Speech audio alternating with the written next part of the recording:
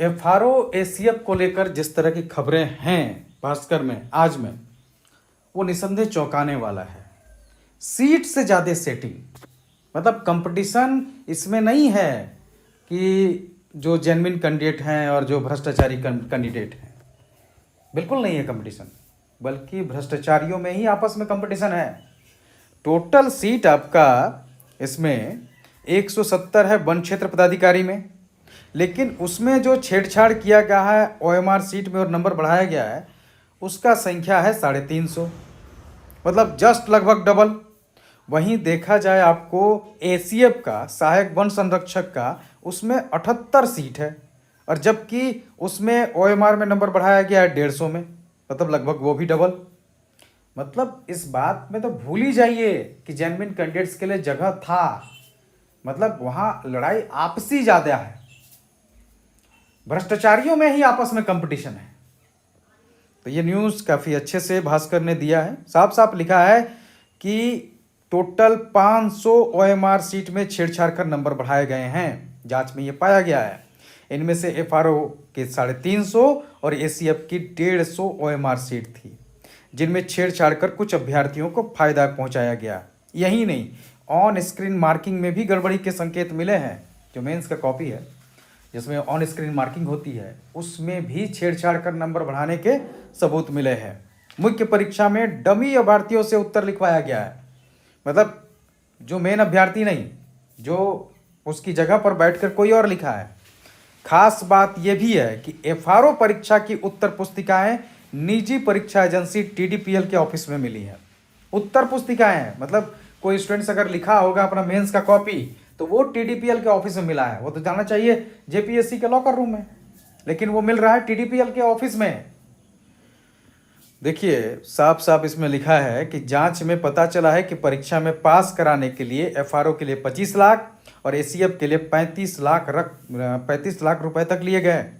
जांच एजेंसियों को 20 अभ्यर्थियों से करीब 5.80 करोड़ रुपए वसूलने के सबूत भी मिले हैं।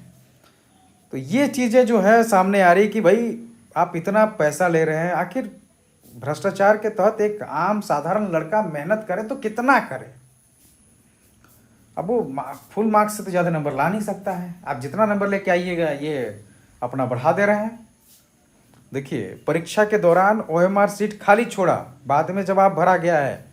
ये बात इसी एफआरओ एसीएफ को लेकर हो रहा है कि परीक्षा के दौरान पीटी में आखिर ओएमआर सीट किस में होता है, प्रीलिम्स में। तो प्रीलिम्स में ओएमआर जो है खाली छोड़ा गया था और ओएमआर को बाद में सही जवाब से भरा गया है।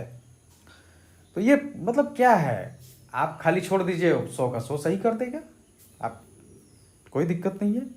ओएसएम प्रक्रिया परीक्षा के बाद लिखे जवाब तक सीमित नहीं था, ओएसएम प्रक्रिया में भी है। ओएमआर स्कैन होने के बाद स्क्रीन पर मूल्यांकन में गड़बड़ी हुई है, मतलब ये नहीं कि सिर्फ जो है ओएमआर में रंग कर ही बढ़ाया गया, आपने सब भर दिया उसके बाद भी आपको पास होना है, कोई बात नहीं है, उसके लिए भी फैसिलिटी है आपके पास में। आपको कुछ नहीं करना है, आपको संपर्क करना है इन लोगों से, और उसके बाद ये लोग आपका अगर ओएमआर में 100 क्वेश्चन सही में 50 नंबर आ रहा है तो उसको ये लोग 75 करने का ताकत रखते थे। मतलब किस स्तर पे भ्रष्टाचार हो रहा है, हर तरह के प्रोडक्ट लॉन्च किए हुए हैं। मार्केटिंग मैनेजर ऐसे ही नहीं बना था, वो काबिलियत तो थी उसमें, लेकिन गलत जगह उन्होंने लगा दी। किस ओएमआर स्कैन होने के बाद स्क्रीन पर मूल्यांकन में गड़बड़ी हुई, किस अभ्यर्थी के अंक कब दर्ज हुए, किस यूजर आईडी से डेटा एक्सेस हुआ है, किस समय लॉगिन हुआ है, परिणाम तैयार होने से पहले अंक में बदलाव हुआ या नहीं, इसकी जांच की जा रही है। आगे देखिए मेंस को लेकर एफआरओ भर्ती परीक्षा को लेकर सबसे बड़ा सवाल उत्तर पुस्तिकाओं की कस्टडी को लेकर है। परीक्षा के बाद कई उत्तर पुस्तिकाएं टीडीपीएल के रांची स्थित कार्यालय में मिली है। भर्ती परीक्षा के बाद एजेंसी के कार्यालय में उत्तर पुस्तिकाएं कैसे पहुंची, इसकी जांच की जा रही है। सवाल यह भी उठ रहा है कि परीक्षा केंद्र से निकलने के बाद उत्तर पुस्तिकाओं को सुरक्षित रखने की जिम्मेदारी किसकी थी, पूरी प्रक्रिया क्या थी। सही बात है, जो परीक्षा केंद्र में उत्तर पुस्तिकाएं लिखी गई, आखिर उसके बाद वो वहां पहुंचा कैसे, आखिर किसी को तो जिम्मेवारी दिया गया होगा उसको ऑफिस तक लाने के लिए, तो कौन अकाउंटेबल था। जब तक दोषियों को सजा नहीं होगी भ्रष्टाचार रुकने वाला नहीं है।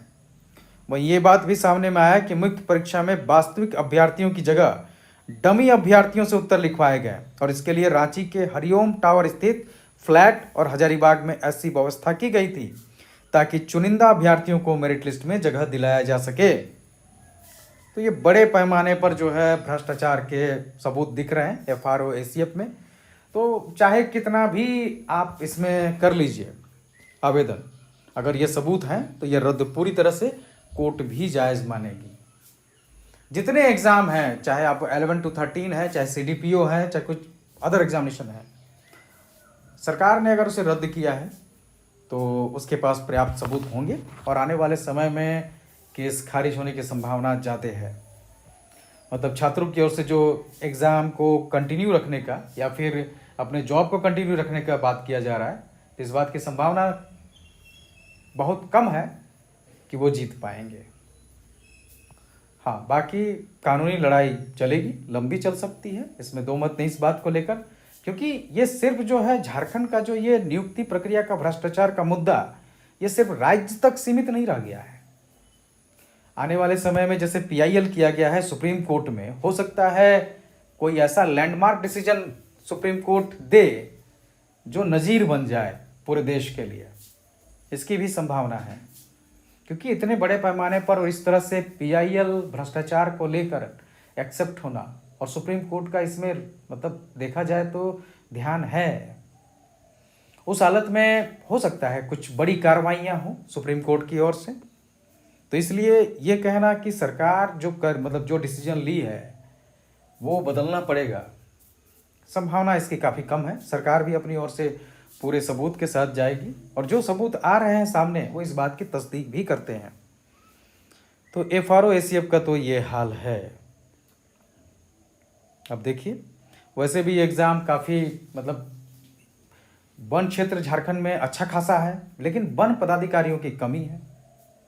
हाई कोर्ट इसमें पहले से निगरानी कर रहा था और उस हालत में ये हाल हो गया। तो बड़ी समस्या है। झारखंड में ईमानदार अफसरों की नियुक्ति बहुत ज़रूरी है। भ्रष्टाचार झारखंड को खोखला करते जा रहा है। खैर, जो भी है, जो भी स्टूडेंट्स एसीएफ एफआरओ के लिए थे वो अपनी तैयारी बदस्तूर जारी रखें, क्योंकि आने वाले समय में अगले साल इसके एग्ज़ाम फिर से पीटी से लेकर होंगे। तो आपको तैयारी करते रहना है, लगातार अपनी कंटिन्यूटी बनाए रखिए। अगर हाँ आप अगर धूपगढ़िया से जुड़ना चाहते हैं तो आप धूपगढ़िया से जुड़ सकते हैं। पिछली बार जैसे प्रीलिम्स के टेस्ट सीरीज और मेंस आंसर राइटिंग चल रहा था, वो 1 सितंबर से फिर से जारी हो जाएगा, आप उसमें ज्वाइन कर सकते हैं।